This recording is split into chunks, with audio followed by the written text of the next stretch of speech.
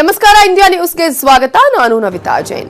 Dingaleshwar Shri versus ಮೂಜಾಗು Shri ಮಠದ ಆವರಣದಲ್ಲಿ high drama. Khadi ಬಳಿಕ ಮಠಕ್ಕೆ ಖಾಕಿ ಎಂಟ್ರಿ.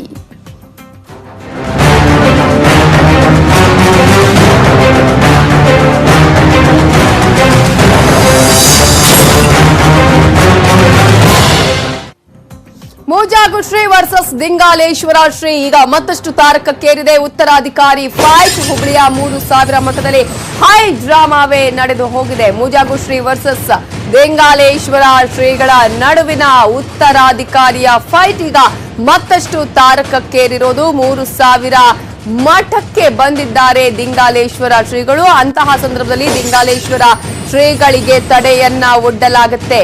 ಮೂಜಾಗು ಶ್ರೀ ಭೇಟಿಗೆ ಬಂದಿದ್ರು ದಿಂಗಾಲೇಶ್ವರ ಶ್ರೀಗಳು. ಆ ಸಂದರ್ಭದಲ್ಲಿ ಅವರಿಗೆ ತಡೆಯನ್ನ ಒಡ್ತಾರೆ. ದಿಂಗಾಲೇಶ್ವರ ಶ್ರೀ ಭೇಟಿಗೆ ನಿರಾಕರಿಸುತ್ತಾರೆ ಮೂಜಾಗು ಶ್ರೀ. ದಿಂಗಾಲೇಶ್ವರ ಶ್ರೀಯನ್ನ ಬಾಗಿಲಲ್ಲೇ ತಡೀತಾರೆ ಪೊಲೀಸರು. ಆ ಸಂದರ್ಭದಲ್ಲಿ ಮಠದ ಆವರಣದಲ್ಲೇ ನೆಲದ ಮೇಲೆ ಕುಳಿತುಕೊಳ್ತಾರೆ ದಿಂಗಾಲೇಶ್ವರ ಶ್ರೀ. 3000 ಮಠದ ಆವರಣದಲ್ಲಿ ಸಾಕಷ್ಟು ಹೈ ಡ್ರಾಮಾವೇ ನಡೆದು ಹೋಗುತ್ತೆ. ಶ್ರೀಗಳ ಭೇಟಿ ಮಾಡಬೇಕು ಅಂತ ಹೇಳಿ ಸಾಕಷ್ಟು ಪ್ರಯತ್ನವನ್ನ ಪಟ್ಟರೂ ಕೂಡ ಪೊಲೀಸರು ತಡೆ ಒಡ್ತಾರೆ. ಮಠದ ಆವರಣದಲ್ಲಿ ಕುಳಿತು ಹೈ ಡ್ರಾಮಾವೇ ಅಲ್ಲಿ ನಡೆದು ಹೋಗುತ್ತೆ. ಇನ್ನು ಶ್ರೀಗಳ ಭೇಟಿಗೆ ಪಟ್ಟನ್ನ ಹಿಡಿದು ಕುಳಿತಿದ್ದಾರೆ ದಿಂಗಾಲೇಶ್ವರ ಶ್ರೀಗಳು. ಭೇಟಿಯಾಗದೆ ಹೋಗಲ್ಲ ಅಂತ ಹೇಳಿ ಪಟ್ಟು ಹಿಡಿದು ಕೂತಿದ್ರು ಸ್ವಾಮೀಜಿ. ಆದ್ರೆ ದಿಂಗಾಲೇಶ್ವರ ಶ್ರೀ ಭೇಟಿಗೆ ಮೂಜಾಗು ಶ್ರೀಗಳು ನಿರಾಕರಿಸಿದ್ದಾರೆ. ಅಂತೂ ಇಂತೂ ಕೊನೆಗೂ ಮನವಿ ಪತ್ರವನ್ನ ಗದ್ದುಗೆಯ ಮೇಲಿಟ್ಟಿದ್ದಾರೆ ದಿಂಗಾಲೇಶ್ವರ ಶ್ರೀ. ಆ ಒಂದು ಮನವಿ ಪತ್ರವನ್ನ ಅಲ್ಲಿ ಕೊಟ್ಟು ಸಿಟ್ಟಲ್ಲೇ ಮಠದಿಂದ ಹೊರ ನಡೆದಿದ್ದಾರೆ ದಿಂಗಾಲೇಶ್ವರ ಶ್ರೀಗಳು. 3000 ಮಠದಲ್ಲಿ ಈಗ ಬಿಗಿ ಪೊಲೀಸ್ ಭದ್ರತೆಯನ್ನ ಒದಗಿಸಲಾಗಿದೆ. ಒಟ್ಟಾರೆ ಈಗ ಇಲ್ಲಿಯವರೆಗೂ ಕೂಡ ಖಾಕಿ ಇದ್ದಿದ್ದು ಈಗ ಖಾದಿ ವರ್ಸ್ ಖಾದಿ ಕೂಡ ಅಲ್ಲಿಗೆ ಈಗ ಎಂಟ್ರಿ ಕೊಡುವ ಹಾಗಾಗಿದೆ. ಇನ್ನೊಂದ್ ಕಡೆ ಖಾಕಿ ಕೂಡ ಅಲ್ಲಿಗೆ ಎಂಟ್ರಿ ಕೊಡುವ ಹಾಗಾಗಿದೆ. ಯಾಕಂದ್ರೆ ಈಗ ಒಂದ್ ರೀತಿಯ ಕಾವಿ ಒಂದು ವಿಚಾರ ಏನಿದೆ, ಕಾವಿಯ ವಿಚಾರ ಈಗ ಪೊಲೀಸರವರೆಗೂ ಕೂಡ ಬಂದು ತಲುಪಿದೆ. ಪೊಲೀಸರ ಕಣ್ಗಾವಲಿರಬೇಕಾದ ಪರಿಸ್ಥಿತಿ ನಿರ್ಮಾಣ ಆಗಿದೆ. ಪೊಲೀಸರು ಈಗ ದಿಂಗಾಲೇಶ್ವರ ಶ್ರೀಗಳಿಗೆ ಮಠದ ಆವರಣದಲ್ಲೇ ತಡೆ ಒಡ್ತಾರೆ. ಹೋಗೋದಿಕ್ಕೆ ಅವಕಾಶವನ್ನ ಕೊಡೋದಿಲ್ಲ. ನೋಡ್ತಾ ಇದ್ದೀರಾ, ಮಠದ ಆವರಣದಲ್ಲೇ ದಿಂಗಾಲೇಶ್ವರ ಶ್ರೀಗಳು ಅಲ್ಲೇ ಕುಳಿತುಕೊಳ್ತಾರೆ. ಆನಂತರ ಗದ್ದುಗೆಯಲ್ಲಿ ತನ್ನ ಮನವಿ ಪತ್ರವನ್ನು ಸಲ್ಲಿಸ್ತಾರೆ. ಕೋಪದಿಂದ ಹೊರ ನಡೀತಾರೆ. ಆ ಒಂದು ಬಾಗಿಲಲ್ಲೇ ಅವರನ್ನ ತಡೆದೇ ಇರುವಂತಹ ಪೊಲೀಸರು ಅಲ್ಲಿ ಕಣ್ಗಾವಲು ಹಾಕಿರುವ ದೃಶ್ಯವನ್ನು ಕೂಡ ನೀವು ನೋಡಬಹುದು.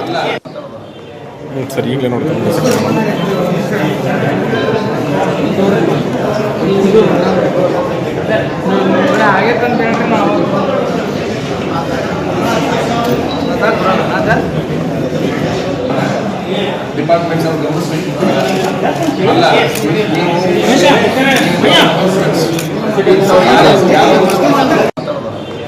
ಸರ್ ಈಗಲೇ ನೋಡ್ತೀನಿ.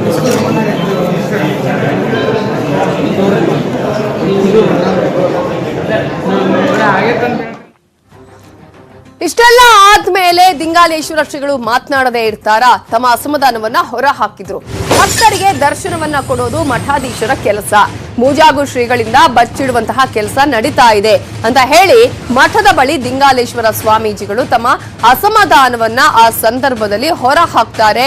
ಯಾಕಂದ್ರೆ ತನ್ನನ್ನ ಒಳ ಹೋಗೋದಿಕ್ಕೆ ಬಿಡ್ಲಿಲ್ಲ ಅನ್ನೋದು ಒಂದು, ಸ್ವಾಮೀಜಿ ದರ್ಶನವನ್ನ ಕೊಡ್ಬೇಕಾಗತ್ತೆ, ತನ್ನ ಭಕ್ತರಿಗೆ ಸ್ವಾಮೀಜಿ ದರ್ಶನವನ್ನ ಕೊಡ್ಬೇಕಾಗಿರೋದು ಅವರ ಕೆಲಸ ಅಂತ ಹೇಳೋದ್ರ ಜೊತೆಗೆ ಫೆಬ್ರವರಿ 23ರಂದು ಶಾಂತಿಯುತ ಸಭೆ ನಡೆಸ್ತೇವೆ, ಅವತ್ತು ಎಲ್ಲಾ ವಿಷಯವನ್ನ ನಾನು ಬಹಿರಂಗಗೊಳಿಸ್ತೇನೆ ಅಂತ ಹೇಳಿ ಮಠದ ಬಳಿ ದಿಂಗಾಲೇಶ್ವರ ಸ್ವಾಮೀಜಿಗಳು ಹೇಳಿಕೆಯನ್ನ ಕೊಟ್ಟಿದ್ದಾರೆ. ಈಗ ಮುಂದೆ ನಂದು ಏನು ನಿಲುವಿಲ್ಲ. 23ನೇ ತಾರೀಕಿಗೆ ಜಗದ್ಗುರುಗಳು ಯಾವುದೇ ಹಠವನ್ನು ಮಾಡಲಾರದೆ, ಇದಕ್ಕೆ ಸಂಬಂಧಪಟ್ಟವ್ರು ಯಾರೂ ಹಠವನ್ನು ಮಾಡಲಾರದೆ ಶಾಂತ ರೀತಿಯಿಂದ ಈ ರೀತಿ ಹಠ ಮಾಡೋದ್ರಿಂದ ಸಮಾಜದಲ್ಲಿ ಗೊಂದಲದ ವಾತಾವರಣ ಸೃಷ್ಟಿಯಾಗ್ತದೆ.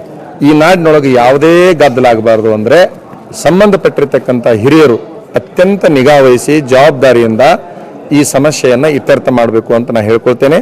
ಯಾವುದೇ ಪರಿಸ್ಥಿತಿ ಒಳಗೆ 23ನೇ ತಾರೀಕಿನ ಒಂದು ನಮ್ಮ ಸತ್ಯದರ್ಶನ ಅನ್ನುವಂತಹ ಒಂದು ಕಾರ್ಯಕ್ರಮಕ್ಕೆ ಅವಕಾಶ ಕೊಡದೇ ಇದ್ದಲ್ಲಿ ಇದು ತಿರುವು ಬೇರೆ ತೆಗೆದುಕೊಳ್ಳುವಂಥ ಚಾನ್ಸಸ್ ಆಗ್ತದೆ. ಜೊತೆಗೆ ಸತ್ಯವನ್ನು ಮುಚ್ಚಿಡುವಂತಹ ಕೆಲಸ ಇದು ಆಗುತ್ತೆ ಅನ್ನುವಂಥ ಮಾತನ್ನು ಹೇಳಲಿಕ್ಕೆ ಇಷ್ಟಪಡ್ತೀನಿ. 3000 ಮಠದ ಉತ್ತರಾಧಿಕಾರಿ ಫೈಟ್ಗೆ ಸಂಬಂಧಪಟ್ಟ ಹಾಗೆ ಫೆಬ್ರವರಿ 23ರಂದು ಸತ್ಯದರ್ಶನ ಬಹಿರಂಗ ಸಭೆ ನಡೆಯಲಿದ್ದು ದಿಂಗಾಲೇಶ್ವರ ಶ್ರೀ ಬಣದಿಂದ ಸತ್ಯದರ್ಶನ ಸಭೆಯನ್ನ ಆಯೋಜನೆ ಮಾಡಲಾಗಿದೆ. 3000 ಮಠದ ಉತ್ತರಾಧಿಕಾರಿ ಫೈಟ್ ವಿಚಾರಕ್ಕೆ ಸಂಬಂಧಪಟ್ಟ ಹಾಗೆ ಸತ್ಯದರ್ಶನ ಸಭೆ ಬಹಿರಂಗ ಸಭೆಯನ್ನ ಆಯೋಜನೆ ಮಾಡಲಾಗಿದೆ. ದಿಂಗಾಲೇಶ್ವರ ಶ್ರೀಗಳ ಬಣ ಈ ಒಂದು ಸತ್ಯದರ್ಶನ ಸಭೆಯನ್ನ ಆಯೋಜನೆ ಮಾಡಿದ್ದು, ಇತ್ತ 3000 ಮಠದಲ್ಲಿ ನಾಳೆ ಉನ್ನತ ಮಟ್ಟದ ಸಭೆ ಕೂಡ ನಡೆಯಲಿದೆ. ಫೆಬ್ರವರಿ 23ರ ಸಭೆಗೆ ಮಠದಲ್ಲಿ ಅನುಮತಿಯನ್ನ ಕೊಡಬೇಕೋ ಬೇಡವೋ, ಆ ಬಹಿರಂಗ ಸಮಾವೇಶಕ್ಕೆ ಸತ್ಯದರ್ಶನ ಸಮಾವೇಶಕ್ಕೆ ಅನುಮತಿಯನ್ನ ನೀಡಬೇಕೋ ಬೇಡವೋ ಅನ್ನೋದ್ರ ಬಗ್ಗೆ ಕೂಡ ನಾಳೆ ನಡೀತಾ ಇರುವಂತಹ ಉನ್ನತ ಮಟ್ಟದ ಸಭೆಯಲ್ಲಿ ನಿರ್ಧಾರ ಆಗಲಿದೆ. ದಿಂಗಾಲೇಶ್ವರ ಸ್ವಾಮಿಗಳು ಆ ಮಠವನ್ನು ತಗೋಬೇಕಂತ ಪ್ರಯತ್ನ ಮಾಡ್ತಾ ಇಲ್ಲ.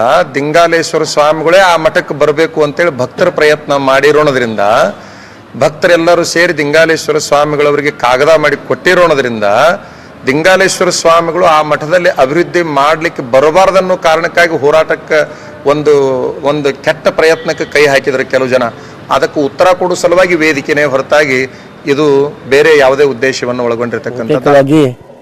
ಮಾನ್ಯ ಜಗದೀಶ್ ಶೆಟ್ಟರ್ ಅವರು, ಬಸವರಾಜ ಬೊಮ್ಮಾಯಿ ಅವರು ಹಾಗೂ ಮಾಜಿ ಸಚಿವರಾದಂಥ ಹೊರಟ್ಟಿ ಸಾಹೇಬರು ಮತ್ತು ಏನು ಉನ್ನತ ಸಮಿತಿಯ ಸದಸ್ಯರು ಎಲ್ಲರೂ ಕೂಡಿ ಬಹುತೇಕ ನಾಳೆ ಏನು ಬೆಳವಣಿಗೆ ಆಗಿದ್ದಾವೋ ಅಂದ್ರೆ ಒಂದು ವಿಷಯವನ್ನು ಮಠದಲ್ಲಿ ಎಲ್ಲರೂ ಕೂಡಿ ಅವರ ಒಂದು ವೇಳೆಯನ್ನು ತೆಗೆದುಕೊಂಡು ಮುಂದೆ ಮಾತಾಡ್ತೀವಿ ಅಂತ ಈ ಸಂದರ್ಭ. ಇದೇ ವಿಚಾರಕ್ಕೆ ಸಂಬಂಧಪಟ್ಟ ಹಾಗೆ ಮಾತನಾಡೋದಕ್ಕೆ ನಮ್ಮ ಜೊತೆ ಈಗ ಮಠದ ಉನ್ನತ ಮಟ್ಟದ ಸಮಿತಿಯ ಸಭೆಯ ಒಂದು ಶಂಕರ ಮುನವಳ್ಳಿ ಅವರು ಕೂಡ ಈಗ ಫೋನ್ ಸಂಪರ್ಕದಲ್ಲಿದ್ದಾರೆ. ಇವರು ಸದಸ್ಯರು ಕೂಡ ಹೌದು ಈ ಉನ್ನತ ಮಟ್ಟದ ಸಮಿತಿಯ. ಶಂಕರ ಮುನವಳ್ಳಿ ಅವರೇ, ಸಾಕಷ್ಟು ರೀತಿಯಾದಂತಹ ಒಂದು ಹೈ ಡ್ರಾಮಾವೇ ಈಗ ಇವತ್ತು ಮಠದಲ್ಲಿ ಕೂಡ ನಡೆಯಿತು ಅಂತ ಹೇಳಿ ಒಂದು ರೀತಿಯಲ್ಲಿ ಭಕ್ತರಿಗೆ ಸಾಕಷ್ಟು ಗೊಂದಲ, ಏನಪ್ಪ ಇದು ಅಂತ ಹೇಳಿ. ಈಗ 23ರಂದು ಸತ್ಯದರ್ಶನ ಸಭೆ ಮಾಡ್ತೀವಿ ಅಂತ ದಿಂಗಾಲೇಶ್ವರ ಶ್ರೀಗಳು ಹೇಳ್ತಾ ಇದ್ದಾರೆ. ಏನ್ ಆಗ್ತಾ ಇದೆ ಅನ್ನುವಂಥದ್ದು ಒಂದ್ ಕಡೆ ಆದ್ರೆ, ಈಗ ಆ ಒಂದು ಸಭೆಗೆ ಅವಕಾಶವನ್ನ ನೀಡ್ತೀರಾ ಹೇಗೆ? ನೀಡೋರು ನಾವು ಒಬ್ಬನೇ ಅಲ್ರಿ, ಅದು ಕಮಿಟಿ ಐತಿ, ಅದು ಉನ್ನತ ಕಮಿಟಿ ಐತಿ. ನಾಳೆ ಕೂಡ್ತದೆ ಗುರುಗಳ ಸಮಕ್ಷಮದೊಳಗ ಇನ್ನು ಅನೇಕ ಭಕ್ತರು ಕೂಡಿ ಸುಮಾರು 10-15 ಮಂದಿ ಭಕ್ತರಲ್ಲ, ದೊಡ್ಡ ಪ್ರಮಾಣದಲ್ಲಿ 3000 ಮಠ ಒಂದು ದೊಡ್ಡ ಪರಂಪರೆ ಹೊಂದಿದಂತ ಸಂಸ್ಥೆ ಅದು. ಅದಕ್ಕೆ ಈ ಸದ್ಯಕ್ಕೆ ನಾನು ಅದ್ರ ಬಗ್ಗೆ ನಾನು ಈಗೇನು ಹೇಳಾರೆ. ಇಂತಹ ಒಂದು ವಿಚಾರ ಇಲ್ಲಿವರೆಗೂ ಕೂಡ ಈಗ ಒಂದು ರೀತಿಯಲ್ಲಿ ಜಗಳ ತರ ಆಗ್ತಾ ಇದೆ. ಬೇರೆ ಯಾರು ಆದ್ರೆ ಓಕೆ ಅನ್ಬೋದಿತ್ತು, ಆದ್ರೆ ಒಂದು ಸಮಾಜವನ್ನ ಮುನ್ನಡೆಸುವಂತಹ ಮಾರ್ಗದರ್ಶನ ಮಾಡ್ಬೇಕಂತಹ ಸ್ವಾಮೀಜಿಗಳೇ ಈ ತರ ಮಾಡಿದ್ರೆ ಏನ್ ಮೆಸೇಜ್ ಹೋಗುತ್ತೆ? ಯಾಕೆ ಈ ತರದ ಒಂದು ಘಟನೆಗೆ ಕಾರಣ ಆಯ್ತು ಅಂತ ಅನ್ಸುತ್ತೆ ನಿಮ್ಗೆ? ಏನೋ ಸ್ವಲ್ಪ ತೊಂದರೆ ಬಂದದ್ದು ಖರೆ, ಇದಕ್ಕೆ ನಮಗೂ ವಿಷಾದ ವ್ಯಕ್ತಪಡಿಸ್ತಾ ಇದ್ದೀವಿ, ನಮಗೂ ಆಗಬಾರ್ದು, ನೋವಾಗಿದೆ. ಇದನ್ನ ನಾಳೆ ನಾವು ಅದರ ಬಗ್ಗೆ ನಮ್ಮ ಸಮಿತಿಯ ಹಿರಿಯ ಸದಸ್ಯರು ಬಂದ್ಮೇಲೆ ಮಾತಾಡ್ತೀವಿ. ಓಕೆ, ಈಗ ನೀವು ಹೇಳಿದ್ರೆ ಅಂದ್ರೆ ನಾಳೆ ಉನ್ನತ ಮಟ್ಟದ ಸಭೆಯನ್ನ ಕರಿತೀವಿ ಅಂತ ಹೇಳಿ, ಸೊ ನಾನು ಹೇಳ್ತಿರೋ ನಿಮ್ಗೆ ಸಿಂಗಲ್ ಆಗಿ ಹೇಳ್ತಾ ಇಲ್ಲ ಶಂಕರ ಮುನವಳ್ಳಿ, ನೀವು ಅಂತ ಹೇಳ್ತಾ ಇದ್ದೀವಿ.